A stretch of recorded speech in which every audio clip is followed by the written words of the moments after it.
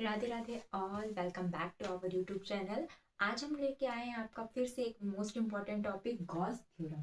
बहुत लोगों को गॉस थ्योरम बहुत ज़्यादा टफ लगता है, बट गॉस थ्योरम सबसे ज़्यादा इजी है। बस उसके लिए आपको पता होना चाहिए इलेक्ट्रिक फ्लक्स क्या होता है, एरिया वेक्टर क्या होता है, और आपके सरफेस में क्या चीज़ें इंसर्ट कर रहे हो, क्या चीज़ें इलेक्ट्रिक फील्ड लाइंस की जो कंडीशंस है वो आपको पता होनी चाहिए। अगर आपको ये सारी चीज़ें पता है तो गॉस थ्योरम सबसे ईजी डेरिवेशन है पूरे चैप्टर का, और बहुत ज़्यादा इंपॉर्टेंट है क्योंकि आपको डायरेक्टली 5 नंबर 4 नंबर्स में ये देखने को मिलता है। तो सबसे पहले ये स्टार्ट हुई है जो मोस्ट इंपॉर्टेंट क्वेश्चन सीरीज, उसमें आज हम पढ़ने वाले गॉस थ्योरम। गॉस थ्योरम पढ़ने से पहले हम थोड़ा सा इलेक्ट्रिक फ्लक्स के बारे में जानेंगे, क्योंकि आपका जो स्टेटमेंट है वो क्या कहता है गॉस थ्योरम का, थोड़ा सा पढ़ते हैं। The total electric flux, the electric flux, तो अपन को पता ही नहीं होगा अगर इलेक्ट्रिक फ्लक्स क्या होता है तो हम गॉस थ्योरम कैसे समझेंगे। सबसे पहले हम करें पढ़ेंगे इलेक्ट्रिक फ्लक्स। ठीक है, तो इलेक्ट्रिक फ्लक्स के बारे में बात करें तो मान लीजिए कि आपके पास एक ऐसा कुछ सरफेस है।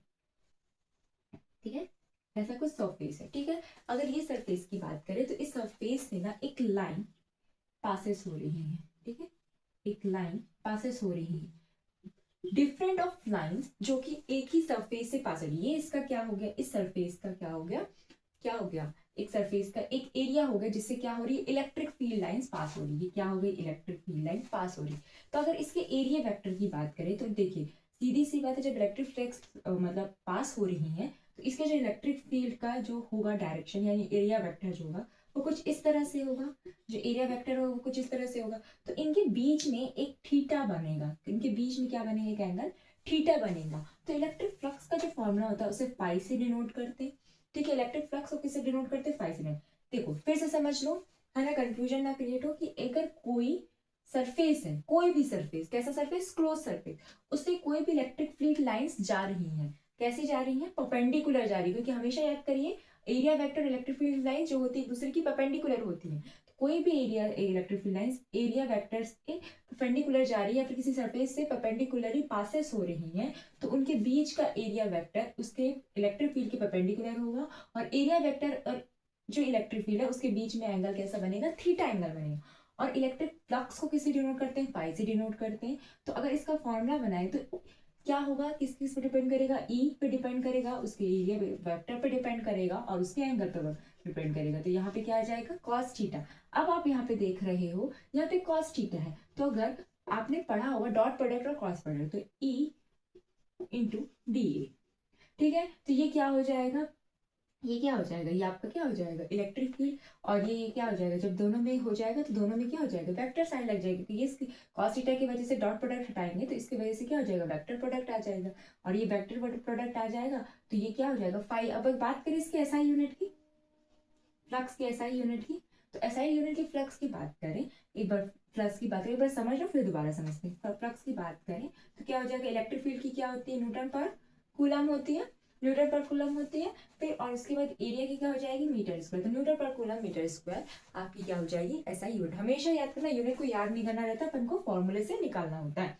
एक बार फिर से समझ लो, इलेक्ट्रिक फील्ड लाइंस या फिर इलेक्ट्रिक फ्लक्स क्या होता है। कोई सरफेस है आपके पास, कैसा सरफेस है, क्लोज सरफेस है, उसमें से क्या हो रही है, इलेक्ट्रिक फील्ड लाइंस पासेस हो रही हैं। तो जो इलेक्ट्रिक फील्ड लाइंस है और उसका एरिया वेक्टर एक दूसरे के क्या होगा, परपेंडिकुलर होगा, और उन दोनों के बीच में कैसा एंगल बनेगा, थीटा एंगल बनेगा। उसके थ्रू इलेक्ट्रिक फ्लक्स को फाई से डिनोट करते हैं। तो यहाँ पे फाई से जब डिनोट करेंगे तो जिसका फॉर्मूला बनेगा वो E D A cos theta बनेगा। ठीक है, अब कॉस थीटा जो होता है वो डॉट प्रोडक्ट का मतलब केस होता है। तो यहाँ पे डॉट प्रोडक्ट का जब केस होता है तो फाई इक्वल टू क्या हो जाएगा, ई डॉट डी ए। बात करें इसकी एसआई यूनिट की, तो जब इलेक्ट्रिक फील्ड की एसआई यूनिट जो होती है वो न्यूटन पर कूलम होती है, और एरिया वेक्टर की एसआई यूनिट मीटर स्क्वायर होती है। तो फाई की यूनिट क्या हो जाएगी, न्यूटन पर कूलम मीटर स्क्वायर हो जाएगी। इतना समझ में आया। अब आएंगे हम गॉस थ्योरम पे।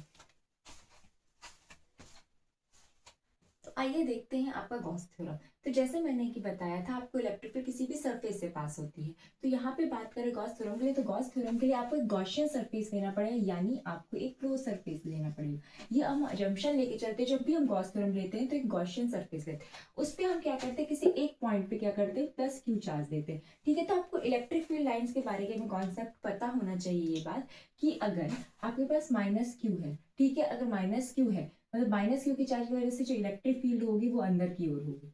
ठीक है, और प्लस क्यू चार्ज के वजह से जो इलेक्ट्रिक फील्ड होगी वो कहाँ होगी, बाहर की वजह से बाहर होगी। तो यहाँ पे हमने कौन सा चार्ज लिया है इलेक्ट्रिक फील्ड के लिए, हमने कौन सा चार्ज लिया, पॉजिटिव चार्ज दिया तो जो भी पूरी इलेक्ट्रिक फील्ड होगी किसकी तरफ होगी, बाहर की ओर होगी, तो इलेक्ट्रिक फील्ड क्या होगी, बाहर की तरफ। अब प्लस क्यू चार्ज को इस पूरे सरफेस में अगर इसकी एरिया वेक्टर निकाला जाए तो इस पॉइंट पे इसने क्या किया, हिट किया है, तो इस पूरे सरफेस का जो एरिया वेक्टर होगा यहीं पे जहाँ पे इलेक्ट्रिक फील्ड होगा, तो यहाँ पे एरिया वेक्टर क्या हो गया, डीए हो गया। इसको थोड़ा सा अच्छे से लिख लेते हैं, ठीक है, कुछ अच्छे से लिख लिया। तो ये कुछ इस तरह से हो गया। तो अब आप देख रहे हो कि जो एरिया वेक्टर है और इलेक्ट्रिक फील्ड है इसके बीच में कोई भी एंगल नहीं बन रहा, तो मतलब यहाँ पे क्या हो गया, cos थीटा 0। तो बाय, यहाँ पे आप लिख सकते हैं बाय इलेक्ट्रिक फ्लक्स या by definition of electric flux, ऐसे भी आप लिख सकते हैं। बाय इलेक्ट्रिक फ्लक्स या डेफिनेशन ऑफ इलेक्ट्रिक फ्लक्स क्या होता है, phi equals to E dot d A cos theta when, आप यहाँ पे क्या लिखोगे, व्हेन थीटा इक्वल्स टू 0, तो फाई इक्वल्स टू क्या आ जाएगा, E dot d A cos 0। Cos 0 की वैल्यू क्या होती है, 1, तो phi equals to E dot d A. यहाँ तक तो समझ में आ गया मैम, ठीक है। अब हम क्या करेंगे, इस पूरे इलेक्ट्रिक फील्ड में हमें क्या निकालना है, इसका नेट इलेक्ट्रिक फील्ड निकालना है कि इस चार्ज में क्या है यहाँ। अगर देखो इस प्लस क्यू चार्ज की वजह से सिर्फ इधर इलेक्ट्रिक फील्ड नहीं आई होगी, इधर भी इलेक्ट्रिक फील्ड आई होगी, इधर भी इलेक्ट्रिक फील्ड आई होगी, इधर भी इलेक्ट्रिक फील्ड आई होगी, इधर भी इलेक्ट्रिक फील्ड, मतलब जहां जहां उसकी इलेक्ट्रिक फील्ड लाइन जा सकती है वहां। तो इस अगर पूरे सरफेस में कितनी इलेक्ट्रिक फील्ड लाइन आ रही है उसको अगर हमें निकालना होगा तो हम क्या करेंगे, यहाँ पे लिख देंगे, ठीक है, यहाँ पे हम लिख देंगे नेट इलेक्ट्रिक फील्ड। क्या करेंगे, net electric field. Net electric field निकालने के लिए हमें क्या करना होगा, ये हम पूरा क्या करेंगे, phi equals to integration of E dot d. अच्छा मैम हमने इंटीग्रेशन क्यों किया, हम डिफरेंशिएशन भी तो कर सकते हैं। बेटा एक चीज याद रखना, डिफरेंशिएशन हमेशा किसी छोटी चीजों के लिए निकालना होता है, किसी भी छोटी चीज का। मान लीजिए अगर आपको इस पेन का डिफरेंशिएशन निकालने को बोले या फिर पेन की लेंथ निकालने के लिए बोले, तो आपको अगर इसके पेन की पूरी लेंथ निकालने को बोलेंगे तो क्या करोगे आप, इंटीग्रेशन करोगे। लेकिन किसी एक पार्ट का, मान लो सिर्फ इसका इस पार्ट का हम बोलते हैं या फिर इतने से पार्ट का हमें एरिया या लेंथ निकालनी होगी, तो हम क्या करेंगे, अगर हमें पूरे का निकालना है, अगर मान लीजिए पेन है और इसका पूरे का हमको क्या निकालना है, लेंथ निकालनी है, तो हम पूरा इंटीग्रेशन करेंगे। लेकिन मान लीजिए सिर्फ इतने से पार्ट का करंट मतलब निकालना है, तो हम क्या करेंगे, डिफरेंशिएशन करेंगे। तो किसी छोटे पार्ट के लिए निकालने के लिए क्या होगा, डिफरेंशिएशन होगा, और इसके बड़े पार्ट के लिए निकालने के लिए क्या होगा, इंटीग्रेशन। तो हम यहाँ पे पूरे सरफेस के लिए निकाल रहे हैं तो क्या हो जाएगा, हम इंटीग्रेशन करेंगे। अब यहाँ पे बात करें जब इंटीग्रेशन की, तो phi equals to E d है, तो ये चीज तो समझ में आ गई है कि हमने इंटीग्रेशन क्यों लगा दिया, फाई क्यों, मतलब हमें नेट इलेक्ट्रिक फील्ड निकालना। बट यहाँ पे जो ई डॉट डी ए है, तो डीए का और ई का क्या है, तो आप इसको एक बार फिर से लिख लीजिए और यहाँ पे लिखिए कि जब अगर हम किसी एक पॉइंट के लिए इलेक्ट्रिक फील्ड निकालते हैं तो ई की वैल्यू क्या आती है, equals to 1/4 pi epsilon naught into q upon r square. यही होती है ना, कल भी अपन ने यही चीज पढ़ी थी जब बोथ साइड इलेक्ट्रिक और एक्सेल लाइन में पढ़ी थी, आज भी हम यही चीज पढ़ रहे हैं, सेम चीज है, बस उसको कुछ नहीं करना, पुट करना। फाइव इक्वल्स टू क्या हो जाएगा, 1/4 pi epsilon naught into q upon r square into d A, ठीक है, डी ए। अब एक बात बताओ, ये जो क्लोज सरफेस है ये कैसा सरफेस है, एक स्पेरिकल सरफेस है, क्योंकि सिर्फ ये तो हमें भले ये 2D दिख रहा है, क्योंकि आपका सिर्फ इसके दो पार्ट दिख रहे हैं ना, ठीक है, इसकी लेंथ दिख रही है, इसके सामने वाला पोर्शन, इसके पीछे भी पोर्शन जो कि 3D शेप होगा, तो ये किसका शेप ले रहा है, स्पेरिकल का शेप ले रहा है। जो तो गॉसियन सरफेस कैसा होता है, 3D सरफेस होता है। जब हम गॉसियन सरफेस किस में थे, तो इसमें जो एरिया वेक्टर के अंदर, तो ये सारी चीजें क्या हो जाएंगी, कांस्टेंट हो जाएगी, तो हम इसको क्या करेंगे, बाहर निकाल लेंगे। तो पाई इक्वल्स टू क्या हो जाएगा, q upon 4 pi epsilon naught into r square into integration of area vector, ठीक है।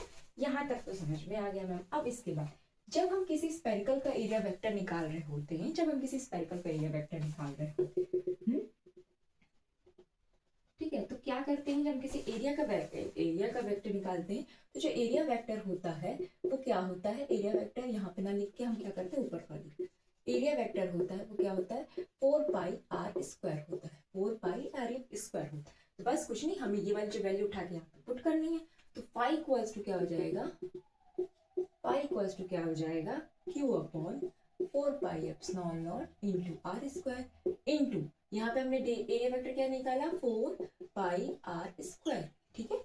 ये सारी चीजें समझ में आ रही है, 4 पाई आर स्क्वायर, ठीक है। अब देखो यहाँ से क्या होगा, 4 पाई से फोर पाई कैंसिल आउट हो जाएगा, आर स्क्वायर से आर स्क्वायर कैंसिल हो जाएगा, तो फाई की जो वैल्यू आएगी वो क्या आ जाएगी, क्यू अपॉन एप्सिलॉन नॉट। ठीक है, क्यू अपॉन एप्सिलॉन नॉट, यही तो हमें प्रूफ करना था, यही तो हमें प्रूफ करना था। देखिए pi equals to q upon epsilon naught, यही प्रूफ। देखिए कितना छोटा सा डेरिवेशन और फालतू आप कर रहे थे कि मैम बहुत ज़्यादा मतलब समझ में नहीं आता, समझ में नहीं। ये देखो सीधी सी बात है कि आपको इलेक्ट्रिक फ्लक्स अगर पता है, इलेक्ट्रिक फ्लक्स का कॉन्सेप्ट आपको पता है, तो ये डेरिवेशन कुछ भी नहीं है। ठीक है, बस आपने कुछ नहीं करा है, एरिया वेक्टर की वैल्यू रखी। अभी मैंने जस्ट बताया कि क्योंकि आपका कौन सा सरफेस है, ये एरिया वेक्टर आपका गॉसियन सरफेस है। गॉसियन सरफेस कैसा सरफेस होता है, 3D सरफेस होता है। तो हमने इसलिए क्या रख दिया, एरिया वेक्टर के हिसाब से 4 पाई r² रख लिया। तो हमने बस 4 पाई की जगह पे क्या कर दिया, 4 पाई कैंसिल हो गया, r² से r² कर, तो क्यू अपॉन एप्सिलॉन नॉट पता, ये तो हमें प्रूव करना था। तो पाई इक्वल्स क्या आ गया, क्यू अपॉन एप्सिलॉन। यहाँ पे हमारा जो गॉस थ्योरम है वो कंप्लीट हुआ।